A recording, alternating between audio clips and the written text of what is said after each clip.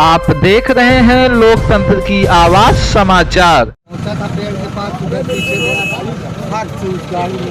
2 घंटे पहले एक्सीडेंट हुआ, वो एक्सपायर कर गई। दूसरा एक्सीडेंट अभी हुआ, वो भी सीरियस है।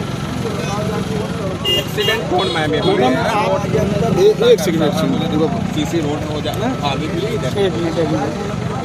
आप इस सड़क से आ रहे हैं, आपको इस सड़क पे गुणवत्तापूर्वक काम दिख रहा है?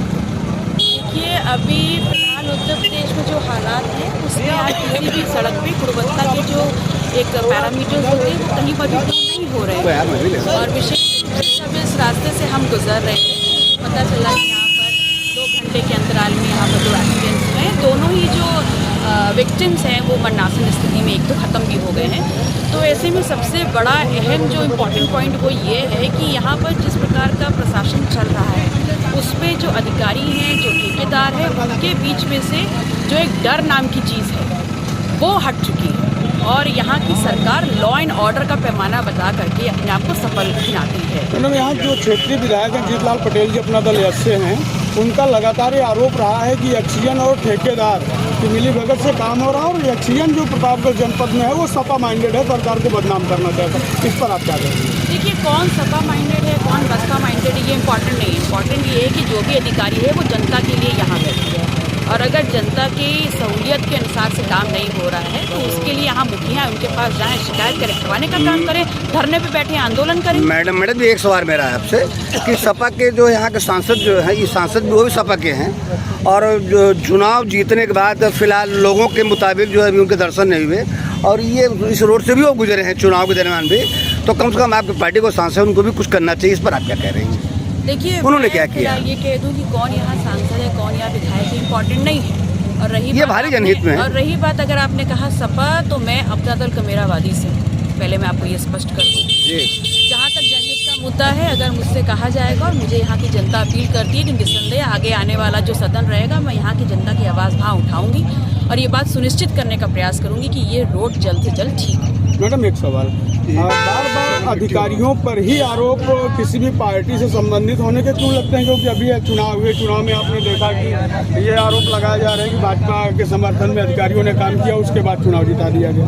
यहाँ सड़क खराब है तो क्षेत्रीय विधायक आरोप लगा रहे हैं कि सपा माइंडेड एक्सीजन है और ठेकेदार से मिलकर काम अच्छा नहीं करवाया, सरकार को बदनाम। आखिर अधिकारियों पर पार्टियाँ आरोप क्यों लगाते हैं और सत्ताधारी नेता क्यों? देखिए, अधिकारी जो होते हैं वो सरकार के अंडर कंट्रोल में होते हैं और जिस प्रकार की सरकार अभी काम कर रही है, ये निस्संदेह बहुत ही सोचने वाला बिंदु है कि चाहे ये क्षेत्र हो प्रतापगढ़, चाहे आप उत्तर प्रदेश के किसी भी क्षेत्र को देख लें, वहाँ पर निरंकुश होकर के अधिकारी काम कर रहे हैं। जनप्रतिनिधि अगर खराब व्यवस्था या खराब होते हुए काम के बारे में ऑब्जेक्शन लगाते भी हैं तो सरकार उन पर कोई एक्शन नहीं ले रही है। तो अगर निरंकुश होंगे तो जनप्रतिनिधियों का मान नहीं रख पाएंगे, जनता का मान नहीं रख पाएंगे। इसीलिए जनप्रतिनिधि अपनी जो दुविधा होती है उसको इस प्रकार से बताने का काम करते हैं। कभी कभी ऐसा होता है मैडम, प्लीज़, कभी कभी ऐसा होता है कि जैसे मान लीजिए जनप्रतिनिधि ये विधायक हैं और वो सांसद जी हैं, तो जो उनका आरोप है कि वो सपा माइंडेड हैं, कभी कभी ऐसा होता है सरकार को डिफेम करने के लिए भी जो है शिथिलता बरतते हैं या काम में लापरवाही बरतते हैं। इस पर आपका क्या स्पष्ट एक थोड़ा सा कथन आपको चाहते हैं? स्पष्ट सिर्फ इतना है कि निरंकुश होकर के जो अधिकारी हैं वो काम कर रहे हैं, क्योंकि सरकार कहीं कड़े नियम जो डर है होता है एक सरकार का,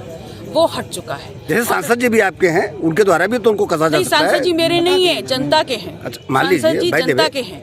मैं यहाँ पर सिर्फ इतना कह सकती हूँ कि मेरे क्षेत्र में भी अगर ऐसा कुछ होता है तो मैं उसकी आवाज़ उठाती हूँ और निसंदेह अगर उसको किसी प्रकार से अधिकारी जो हैं वहाँ कर अगर नहीं सुनना चाहते तो मैं धरने पर बैठ जाती हूँ और ये मजबूरी बना देती हूँ उनके लिए कि आपको जनता के हित में काम करना पड़े। मैम एक क्वेश्चन मेरा है मैम, जैसे पिछले 1 साल से ये रोड बन रही थी और रोड बनी है, आप आगे जाएंगे तो आगे से देखेंगे कि अगर एक 4 व्हीलर जाने लगे तो एक साइकिल की चलने की जगह नहीं है और रोड से लगभग मैम 1 फीट नीचे जो है गड्ढा टाइप में है, वहाँ पे माटी भी नहीं गिरी है। तो जैसे आप मांग कर रही हैं कि हम विपक्ष में, तो आप लोगों का क्या रहेगा? जो हो गया वो तो हो गया है, अब आगे क्या कार्रवाई रहेगी, किस प्रकार की, कि कितने दिन में आप ये गारंटी देती है कि ये काम हो जाएगा? प्रभावशाली विपक्ष की भूमिका हो भाई। मैंने यही कहा कि अगर यहाँ की जनता मुझे लिखित रूप में ये देती है कि यहाँ पर उनको ये ऐसी प्रॉब्लम्स हो रही हैं और उनका काम सही तरीके से नहीं हो रहा है, तो आगे आने वाले सदन में मैं इसको याचिका, जनता की मांग के रूप में याचिका में लगा सकती हूँ और सुनिश्चित करूँगी कि ये काम हो।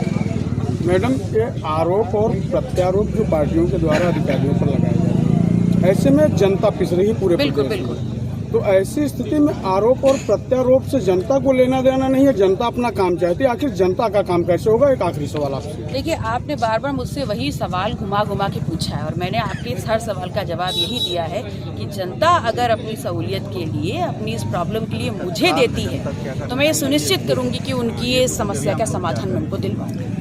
मैम प्लीज़ एक सवाल आपसे, क्योंकि कुछ लोगों को आकांक्षा है कि मैं वो सवाल आपसे करूं। ये तो खैर पार्टीगत बात हो गई, लेकिन जो अभी फौरी तौर पे जो मृतका जो है वो प्रियंका श्रीवास्तव, उम्र 32 साल, 2 बच्चे उसके साथ थे, बलकरणगंज सोराव प्रयागराज की, तो मर गई मौके पे। दूसरा वो एक्सीडेंट हुआ वो सीरियस है।